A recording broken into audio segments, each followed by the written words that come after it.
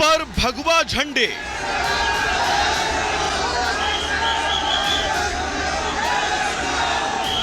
सैकड़ों की संख्या में लोगों का प्रदर्शन।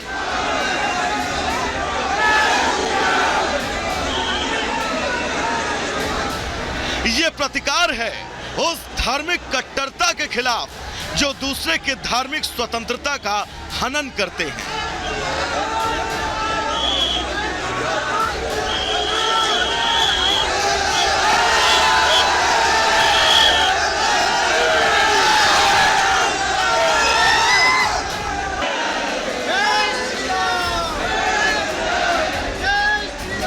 जी हां, आपने सुना, हिंदू संगठन के लोग अराजक तत्वों के खिलाफ सड़कों पर उतर आए।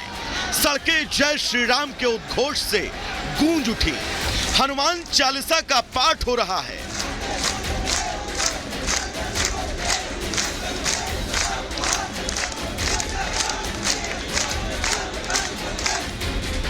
दरअसल एक दिन पहले विशेष समुदाय के कुछ लोगों ने एक दुकानदार की बेरहमी से पिटाई कर दी थी, क्योंकि वो स्पीकर पर हनुमान चालीसा सुन रहा था।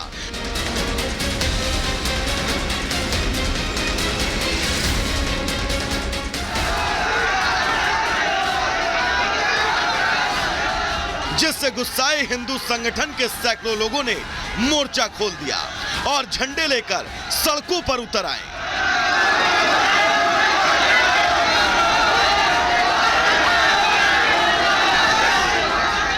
इस दौरान लोगों ने नारेबाजी शुरू कर दी। इसी बीच भारी संख्या में मौजूद पुलिस के जवानों ने प्रदर्शनकारियों को रोकने की कोशिश की, लेकिन हिंदूवादी संगठन के लोग आगे बढ़ते रहे।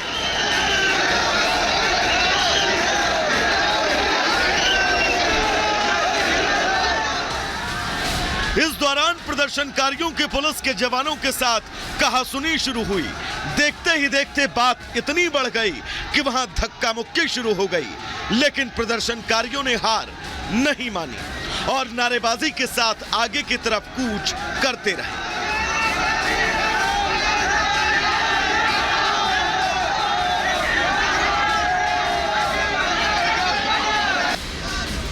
यही नहीं, प्रदर्शन करने आए हिंदू संगठन ने सड़क पर ही हनुमान चालीसा का पाठ पढ़ना शुरू कर दिया।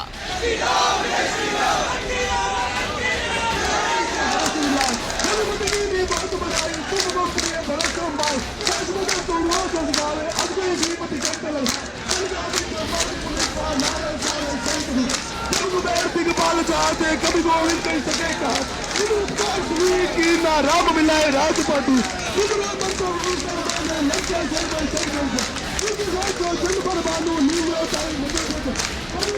जो पुलिस इस मामले में कार्रवाई के नाम पर 2 दिन हाथ पर हाथ धरे बैठी रही, वही पुलिस यहां हिंदू संगठन के लोगों पर जोर आजमाइश करने से पीछे नहीं हटी।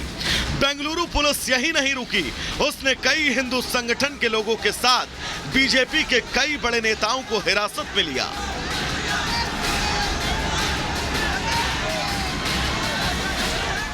क्या अपने हिंदू संविधान में ये नहीं है कि भाई दुकान में हनुमान चालीसा या भक्ति गीत डालना भी कोई जुर्म है?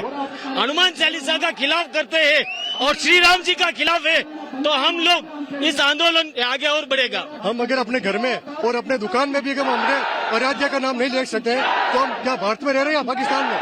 अगर हम हिंदुस्तान में रह रहे हैं, हम अपने घर पे भी नहीं कर सकते, उसका क्या मतलब है? 2 लोग 5 लोग गिरफ्तार हुआ, 1 लोग बाकी है, उसको भी गिरफ्तार करना चाहिए। और हमारा यही है कि दौरा गवर्नमेंट का और पुलिस प्रशासन का दौरा रवैया नहीं चलेगा। यही हमारी विनती है और सबको गिरफ्तार करना चाहिए और समानता भावना से देखना चाहिए। दरअसल एक दिन पहले विशेष समुदाय के लोगों ने एक युवक की बेरहमी से पिटाई कर दी, जिसका सीसीटीवी वीडियो सामने आया, जिसमें 20-21 साल का नौजवान दुकान में बैठा नजर आया। इस दौरान वो अकेले भजन सुन रहा था, तभी सामने सड़क से गुजर रहे विशेष समुदाय के 6 लड़के दुकान में घुस आए। इस अकेले लड़के से बहस करने लगे और फिर अचानक लड़के का कॉलर पकड़कर उसको पीटना शुरू कर दिया। खुद पर अचानक हुए हमले से घबराया नौजवान खुद को बचाने की कोशिश करता दिखा। यही नहीं, उसने उनका सामना करने की कोशिश भी की, लेकिन आरोपी बेरहमी से उस दुकानदार की पिटाई करते रहे। आरोप है कि 6 आरोपियों ने इस नौजवान को न सिर्फ बेदर्दी से पीटा बल्कि हथियार से भी इस पर हमला किया।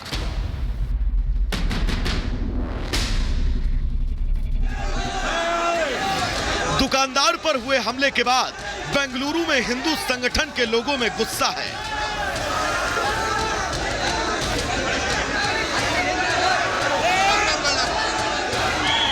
अगर जल्द ही इस मामले में पीड़ित के साथ इंसाफ नहीं हुआ और धार्मिक कट्टरता के खिलाफ राज्य सरकार जरूरी कदम नहीं उठाती है तो आने वाले दिनों में इस तरह की घटनाओं में वृद्धि हो सकती है, जो कर्नाटक में कानून व्यवस्था के लिए बड़ी चुनौती साबित होगा।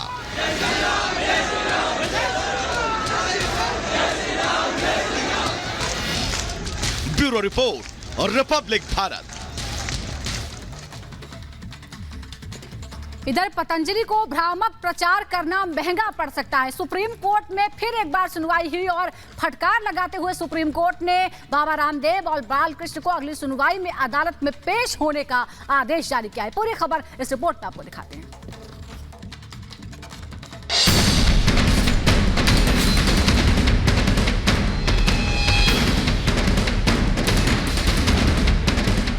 योग गुरु बाबा रामदेव की कंपनी पतंजलि की मुसीबत कम होने के बजाय बढ़ती ही जा रही है।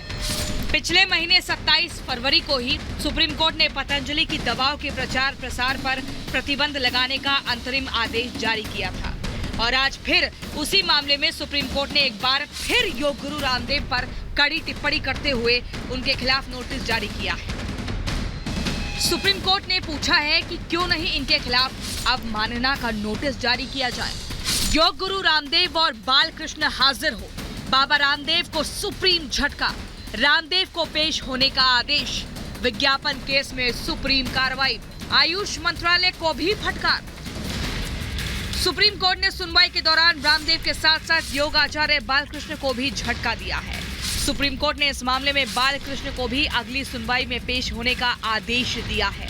हालांकि पतंजलि की तरफ से सुप्रीम कोर्ट में पेश हुए वरिष्ठ अधिवक्ता मुकुल रोहतगी ने कोर्ट में दलील रखते हुए कहा कि कानून का उल्लंघन कोर्ट की अवमानना नहीं है, लेकिन सुप्रीम कोर्ट के जस्टिस हिमा कोहली और जस्टिस एहसानुद्दीन किसी दलील को सुनने को तैयार नहीं हुए और उन्होंने पतंजलि का पक्ष रखने आए वकील मुकुल रोहतगी को दो टूक कह दिया कि आपने इस मामले में अभी तक कोई जवाब दाखिल नहीं किया है, अब अगली तारीख को उन्हें आने दीजिए।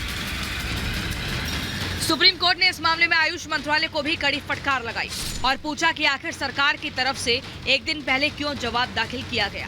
हालांकि केंद्र की तरफ से सुप्रीम कोर्ट में नए हलफनामे का जवाब देने के लिए अतिरिक्त समय की मांग की गई, लेकिन सुप्रीम कोर्ट के जस्टिस इस मामले में किसी को कोई राहत देने के मूड में नजर नहीं आए। उन्होंने केंद्र को भी इसी मामले में अगले 2 हफ्ते के अंदर जवाब दाखिल करने का निर्देश जारी किया है।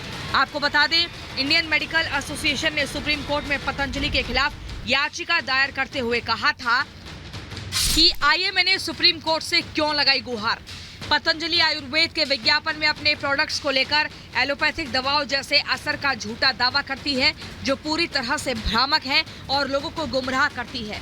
ऐसे भ्रामक विज्ञापनों पर तत्काल रोक लगाई जानी चाहिए।